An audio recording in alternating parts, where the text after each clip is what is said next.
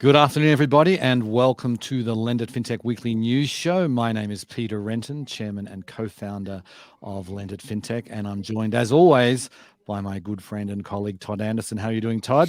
I'm well, Peter. How are you? I'm doing great. And our special guest today is Tim Lee from Alchemy. How are you doing, Tim? I'm doing fantastic, Peter, Todd. Happy New Year to both of you Happy guys. New Year You as well. Just before we get going, just give us a little 30-second intro to Alchemy. Embedded finance. Every company will be a fintech company. So what we do is very simple. We plug in our software. HubSpot, Salesforce does your CRM. Alchemy does your financing. That's what we are. All right. Well, let's get going. We're going to kick it off with a couple of big funding rounds. One monster round. Checkout.com raised $1 billion.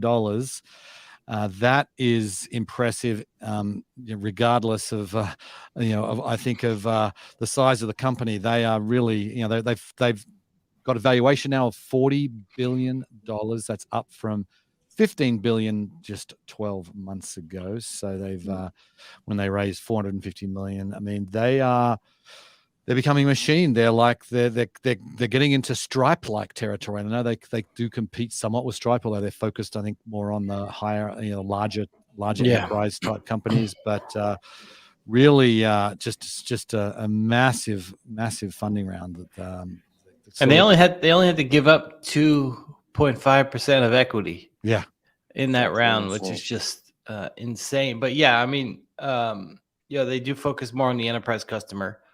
I think it was the CEO said in the piece that they are profitable. Yeah. So they're just hoarding cash because they, from what the story says, basically for two reasons. One, to keep hiring. And the other is they're going to make an aggressive push into the US. They're primarily, Europe, Middle East, Africa focused. At least that's what they've built the $40 billion business on. And now while I believe they're in the U.S., they'll be pushing into the U.S. More heavily, and as well as, I think arguably the hottest term in, fintech and tech these days, which is Web3. I think they already have 5 or 6 crypto focused clients, so they'll be making a bigger push there. And so it's, to be honest with you, when we first heard of Checkout, I think it was a couple of years ago, it feels like they came out of nowhere. Right. And now they're, granted, not as big as Stripe, but I mean, they're quickly rising up the ladder. Not far off. Yeah. Yes. A whole new rail being created in front of our eyes in the past 48 months. You're absolutely right, Todd. This Web 3.0 thing, it's going to be a new infrastructure operating system for Checkout to go and hire a bunch of people to build a transactional rail in that verse, if you will, X-verse. It's a very interesting play. And I think they're going to hire a lot of really crazy people here in the US to get it done. Yeah, and I think that's what we're going to see. They're going to see the Checkout.com name around a lot more in this country because I think they're based in London. Is that right, Todd? Pretty sure. Yeah. And I think the most interesting thing about them is they're kind of the Web 2, Web 3. They're kind of the bridge between the two, right? Which I think is key because I don't think we're at least anytime in the near future going to be all Web 3, right? And so it's going to be this constant bridging of the two worlds. What can you use that best suits your business in Web 3? How can you implement blockchain or crypto based products to complement what you currently do? And someone like Checkout is clearly already established themselves as that bridge, is only kind of going to entrench themselves further there. Right. Yeah. Well, let's move on. There's another company had a big round. Admittedly, not as large as the Checkout.com, but we might not see another one as large as that for a while. Brex raised $300 million at a $12.3 billion valuation. That's up from last April when they raised $425 million at 7.4. So, that's to me is a reasonable increase, and it's they've said their revenue has more than doubled in the last year, and their valuation has not quite doubled. So that to me is that's not unreasonable. And they've also said that Brex has really made their name for themselves. Really, corporate card for startups. And now they're moving more up market. They're going after the mid-market companies and also enterprise type companies. So they're another company. I think we had Enrique on our keynote stage last year, and they clearly are one of the fintech companies to watch. They're going with their customers into their next phase. So Right. they started in the startup, the e-commerce early stage space, and their companies graduated, and they're graduating with them. Mm-hmm. And so, I think it's an interesting journey. I mean, every time I read something about Brex, I'm still surprised that they're in their early 20s. Right. I mean, it blows my mind that they're like 23, 24. Founders, it's the two founders. It's like it's amazing, and they took this idea and have now built an almost on their way to 15, 20, 25 billion. I'm sure in the coming years, pretty rapidly, and got after a space that has since, with the pandemic and everything else, started to radically transform. So it proves that they were early in serving these customers and these companies that needed better options than what traditional lenders and traditional finance firms were giving them, which was pretty much being shut out. Yeah, exactly. Even some of our clients I've noticed that are using Brex's checking accounts and credit card products and things like that. Any self-respecting startup can't just waltz into Wells Fargo and expect them underwrite them and get them a financial product. So I think Brex is interesting. But carrying on, this person they hired away from Facebook, 15-year veteran at Microsoft. My God, this guy's going to take it to the next level. I'm not even sure what he's going to build, but it will be interesting.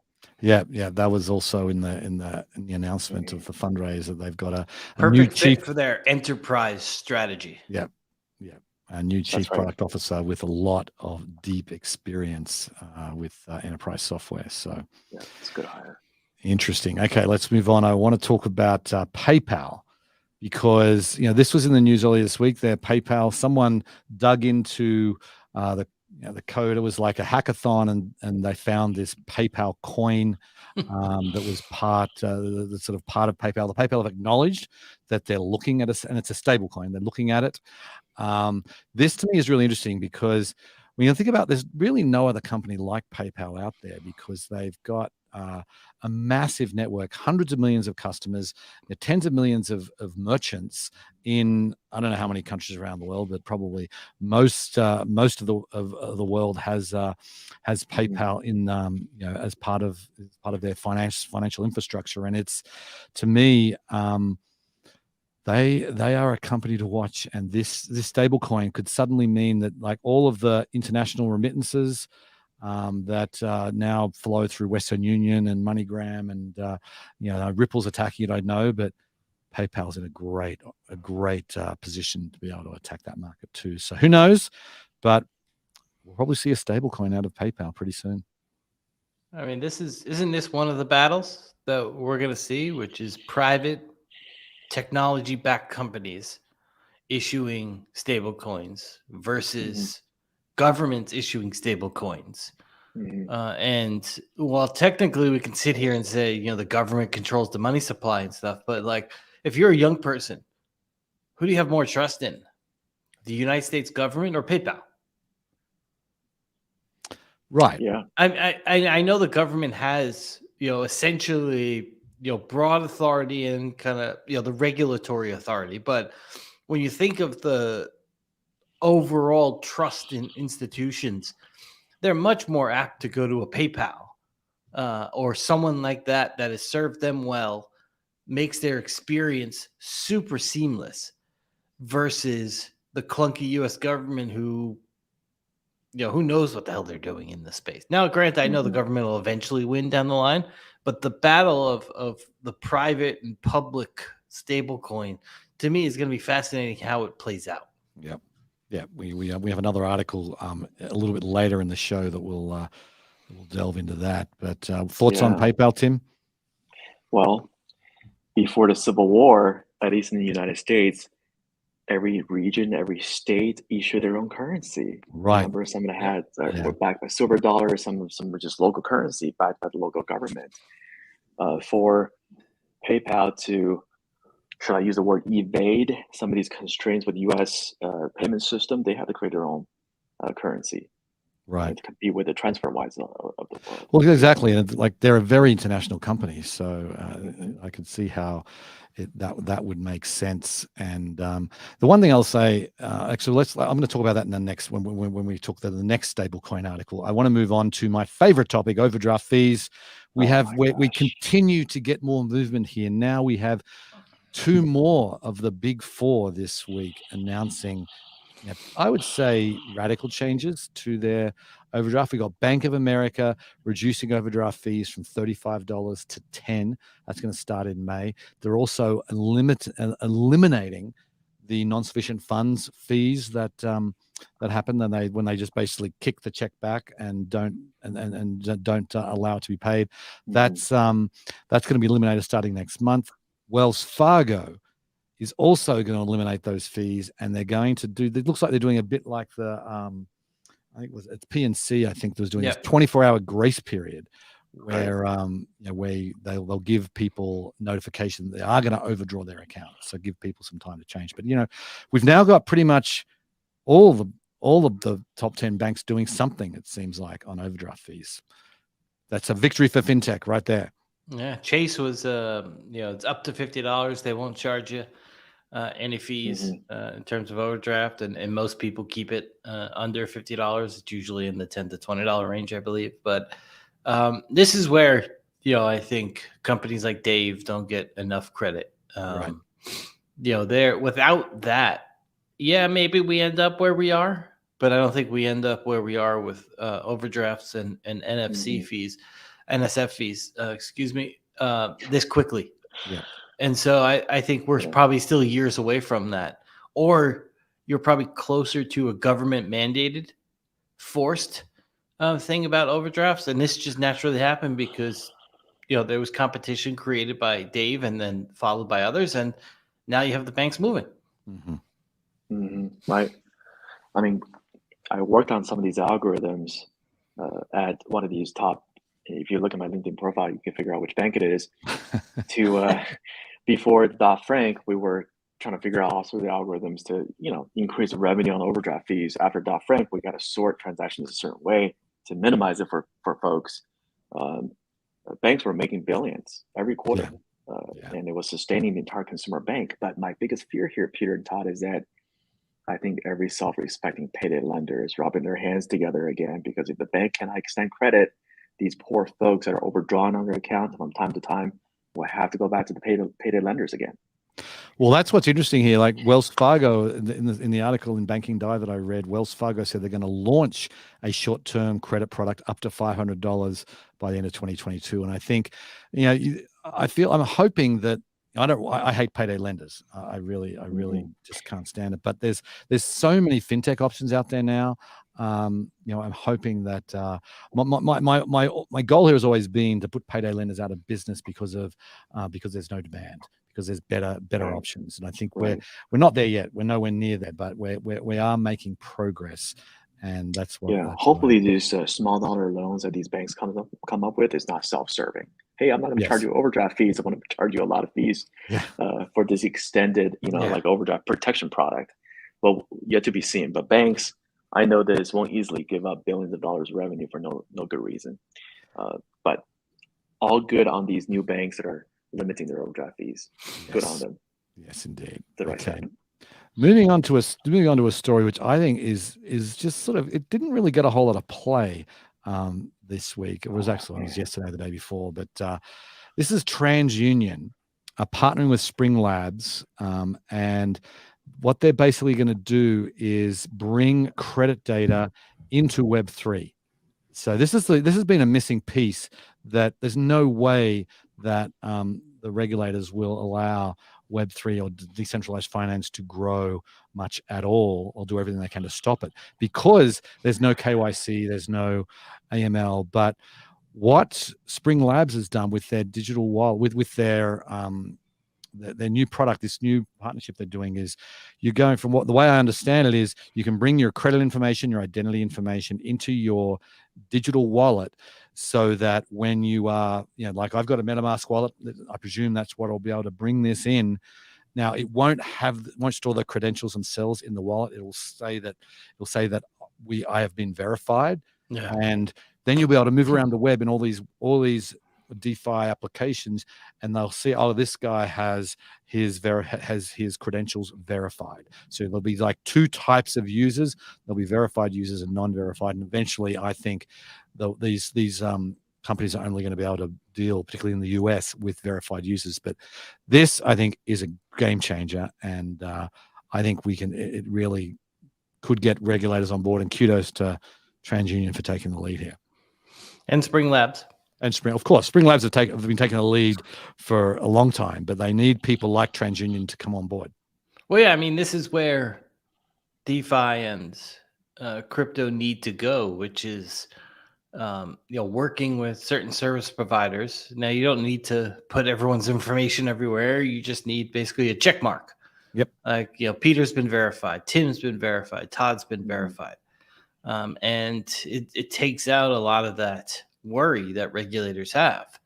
I think in the article, I think they said it would be live by end of this year. Yeah. So, it's still got some time, but this is the type of innovation that puts regulators at ease when you have all the other stuff going on in the space. Yeah. The flip side is that it kind of destroys one of the central tenets of cryptocurrency, which is the crypto side, anonymity. Good or bad, right? A lot of people don't want government to understand what they're doing on a day-to-day basis. Terrorism, AML, and all that stuff aside, we are already pretty pretty gnarly on the privacy side of the house, and now the government or anybody else wants to really look at how we're transacting, what we're buying. We'll see. But the founder of Spring Labs is the guy that used to build Avant. Smart dudes. If you look at their advisory group or board, it's got all the who's in that fintech space. I think they're going to be just fine for the. Yeah, but you raise a good point, Tim. I think there is. And there was some of the true the purists in the DeFi Web3 world will scoff at this, but. Be that as it may, like what you don't want to have is regulators saying, okay, if you cannot use any decentralized finance, it's going to be illegal in this country to use a decentralized finance platform. I think if you really want to be a purist, then you need to go move to the Bahamas or somewhere else, because it's just going to be. I mean, it's a negotiation. Yeah, we don't live in a black and white world, and it's essentially a negotiation. It comes down to, if you want to do this, then you have to give up a little bit of this. Yeah, and crypto as a community needs to figure out where do we want this to go. If we want wide scale, large adoption, then what are we okay with giving in a little bit on? Yeah, because everyone, and regulators are going to have to do the same thing on their side. They're going to have to give in a little bit as well. And because other countries like China and places in Europe will start passing us by, and then regulators will say, all right, where do we have to give in? And so then hopefully it comes to a head where both sides are like, all right, I'm giving a little here. And in the ultimate goal, this will end up where I don't think they're there yet, because I don't think regulators have taken on the task of, hey, we really want to do this. I think the Fed report's coming out soon. Maybe that could provide a little bit of clarity, but ultimately it's a negotiation between markets and participants. Right. But that's a great partnership. Yeah. No, I agree. I think, and I just, as I said, I feel like this is sorely needed, and before it gets too big, this is the sort of thing that we need to get mainstream adoption on. Okay, let's move on. We had our Fed chairman, Jay Powell, testifying before the Senate Finance Committee this week. The one thing that I wanted to highlight about that was the fact that there's two things that the Fed is working on. They are working on a report on stable coins, and that has been long awaited, and the Fed chairman said it's coming. It's a matter of weeks before that report is going to be out. And then the other piece is Project Hamilton, which has been promised since the summer. That's going to be out soon as well. And the one thing that Jay Powell said, which I wanted to highlight here, he says he sees no problem with a privately issued stablecoin coexisting with a CBDC potentially issued by the Fed. That I think is something that people have been waiting to hear, and they got that this week. And that goes back to our PayPal thing. So who chooses what? Yeah. I mean, the whole CBDC thing is still obviously completely up in the air, but. And Peter, it looks like we have a comment here, and so I'll pose this question to you. So. From Hal Gotch, I believe is the last name. So Hal, thank you for your question. I'll pass this to Peter. Can you comment on the features of a stablecoin and how it can be used in payment and money transfer, especially cross-border? Yeah, so a stablecoin is what, as the name suggests, it's something that is usually, all the stablecoins right now are pegged to the US dollar. So one stable coin is $1. So if you can just imagine, it's like a US dollar. I mean, a lot of this stuff is backed by US treasuries and other very stable types of securities. And it doesn't matter where you live. Your one stable coin is it's worth $1. So it's sort of like you can imagine trading in US dollars anywhere. But you don't have to do that intermediary step. You can just go and buy stable coins in your local exchange your local currency for stable coins. Then you can, and as you can do, you can build up your wealth in stable coin, which if you live in certain countries that might have a volatile currency, that's the way to do it. But then moving money across borders, that's what it's all about. You're moving a stable coin, doesn't matter geographically where. You can be in Argentina, moving it to Russia. You can be wherever it is. It's just going to be one stable coin moving to around the globe, and so it just takes the local currency piece out of the equation. And I think that's anyway. That's. I mean, the question comes down to is whether you do it on PayPal or you do it on the mechanism that the U.S. government creates, or you do it in Figure Pay, or there'll be an option. You'll have multiple options where you can transact. And as Peter said, you'll get one for one, and then you'll be able to send money and it'll be instantly in a wallet of someone else. Right. So long as they're probably on PayPal or in that system. Eventually we get to the point where there'll probably be interoperability between PayPal, the government, and other systems.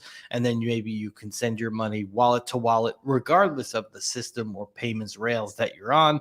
But essentially it comes down to there's a mechanism, which is the platform that you're on, and then you'll be able to instantly send money back and forth. There's still a lot of innovation to happen here and how it transmits, but essentially it takes out a lot of the middle piece, like going to a MoneyGram. You don't need to go to a MoneyGram, or going to some other intermediary, a bank that charges you $25 for an international wire that'll send it. And so it eliminates a lot of that intermediary steps. Yep. Well, while we're on the topic of stable coins, we are going to talk about another news piece that came out this week. This is Mike Cagney's company Figure. It's the USDF stable coin, and that's operates through the Provenance blockchain. The thing that's interesting here is that they've got a consortium of 5 banks who have said they will adopt this stable coin. And these are not just tiny little banks. These are, 4 banks in the top 100 of 4 of the 5 are in the top 100 banks by assets. And then we just announced today, if you checked your email, Mike Cagney is going to be a keynote. He's going to have a as yet unnamed special guest appearing with him, talking about this. And this is, Figure is a force to be reckoned with, and I feel like they are. What he's doing with payments, I think, is the most interesting. I think it's really the most interesting technology there is in all of payments right now, and all going to be sort of built on this USDF stablecoin. Yeah, it's a natural extension of what he's already built. He created a whole new operating system for people to transact. USF, USDF are just a natural extension of all the contract he's already built on this platform. Going back to the earlier point about cross-border transactions, it's a thing of a control.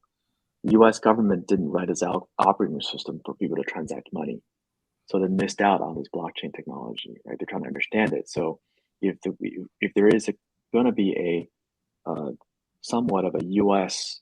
sanctioned stable coin, it has to be on a rail that they can levy sanctions.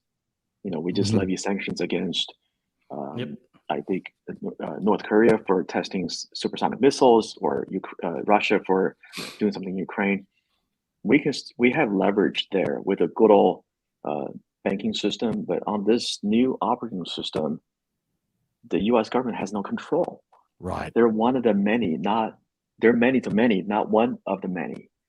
Right. So for Jay Powell or anybody else representing the U.S. government that still wants to enforce our influence in the world, it has to be an operating system that we have control over. But right now we don't. Right. Now that's a whole nother topic that's obviously got political ramifications. But I it's also why it's taking so long in many ways, because and I think, Tim, that's probably your big point, is that they can't just spin something up and say, oh, here it is. They play in my sandbox. It's all well, it's not just it's not just foreign, it's more domestic, I think. The government likes to be able to control the money supply, and when you'd have everything with stable coins, they're not going to have that control. Like, the Jay Powell is trying to keep inflation under control. He can do that with a number of different ways. And one of the tools that they have is controlling the money supply. And that, when he doesn't have that tool, and I don't think he's going to have that tool, even if they, I don't think he's going to have that tool in the future as strongly as what he's had in the past, because of things like this. Anyway, we have had a very crypto-themed show today, and we are going to end with another crypto story, which I thought was just really interesting. A new credit card that is out. Like, you think about the credit card industry, there's every possible type of card you could ever imagine out there right now, but this one is aimed at people who hold crypto. So there's no hard credit check for applicants, but the underwriting is based on your crypto holdings and your other savings and investments. So you don't need to have a really big, thick credit file to get approved for this. It does have, it's for prime consumers. There's a $395 annual fee, so it's not going to be for the subprime, but it's for those people who might have found themselves in crypto wealthy but not having any kind of credit history. Then they can go get their own premium credit card now. Super interesting. That fee is still going to turn many people off, especially when there's so many credit cards with zero fee, or zero interest, zero this, zero that. Oh, here's a $400 fee. Let me jump towards that one. I mean, just even if you're thinking, just practically speaking, how a consumer looks at something on a screen, 400 or zero, chances are that they jump past it just for that. So I think it's interesting to see if this, I mean, they've raised a lot of money. So conceivably they believe that there's investors at least believe that there's going to be a decent amount of interest in this. And to be honest with you, the whole crypto space, these are people that don't, interact with the system as naturally as, say, me or you. They do things differently. And so this card speaks to them in how they, run their financial lives. In my class that I teach at USC, Southern California, out of my 60, 70 students, I want to say only about 10% of people have awareness of what a credit score is. Wow. Everybody else has got a wallet, trading NFTs, playing crypto games, trading, transacting. Tells you a lot about exactly. So this is $3.99 a year. they couldn't care less. I mean, they're paying like a couple hundred gas fees to buy NFT art, right, for $3.99. They couldn't care less. Well, not only that, like the whole thing about fees is, as someone who plays the credit card game, it's all about about your rewards. I'll pay $400 if I'm going to get more than $400 in value back. Right. And a lot of things like that. That's the thing. They get the rewards. It's the whole crypto rewards thing. They can get a whole lot of cash back on that. So yeah, that's a good point. So this is a bridge between the metaverse, the real world. None of students can go to Wells Fargo or Bank of America and get a credit card. Don't have credit history or anything like that, right? So with this, they can just ping the wallet and see, you got 200 Ethereum holdings in there. Yeah, I'll give you $500 or $5,000 to spend. Yeah, it makes perfect sense for that generation of people. Yep. Yeah. So as you say, there's Anthony just had that comment that I just put on here that ego status. Yes, exactly. There is status that's happening there. Anyway, we are out of time, everybody. Thank you very much for watching or listening. Very much appreciate it. Before we go, quick plug for LendIt Fintech Nexus, our all meetings event happening in Miami, February 7th and 8th. It's going to be fantastic. Can't wait to get down to the beach and just no content, all meetings. It's going to be fun. And the awards cap it off. Yes, the awards cap it off. So we'll be back here same time next week. Have a great weekend, everybody. Awesome. Be safe. Stay healthy. Bye.